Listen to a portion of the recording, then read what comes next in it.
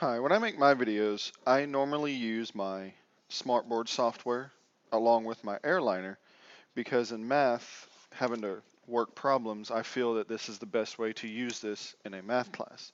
So my videos normally start out with the title of the section I'm going over. So in this case, polynomial functions. And then I put my LEQ at the bottom of the first page. So that way the students know, getting into the video, what we're going to be learning in the video. So for this one, the LEQ is how do I classify, graph, and describe end behavior of polynomial functions. Then my next slide is normally my vocabulary. Any vocab words that they need to know for this video, I will put in the vocabulary section. The students know that they are to write these down in their notes because they will need to know what these terms mean. Following the vocabulary, I begin into the lesson. So using the smart software is nice because I can take screenshots straight out of my online book. That's where these two pictures came from. Key concept, important key concepts that I think they need to know, I can copy straight out, or tables that I don't want to have to take the time to redo. I can simply pull those straight out of the book. They look nice and neat, and they're ready to go.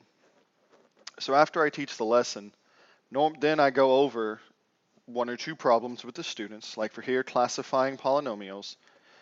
Using my Airliner, it's real easy to write on the screen. So for this one, I told them that you have to write it in standard form. Then you have to determine your degree, which is the highest exponent, and then the name of this polynomial is a trinomial because it has 3 terms. And then I go over turning points, which is basically your degree minus 1. And then I have another problem that I go over with them as well. Now, following me going over a couple problems with the students, I give them a problem or two to do on their own. Now, I tell them to pause the video. So while I'm recording this, I normally only pause for about 5 seconds. That gives them time to pause the video. And then after those 5 seconds, I go through and I work out all the problems to make sure they know how to do it and so they can verify whether they did it right or not. Now, as far as questions go, how I field student questions during a lesson, normally I have them write down their questions in the margins of their notebooks as they're taking notes on the videos.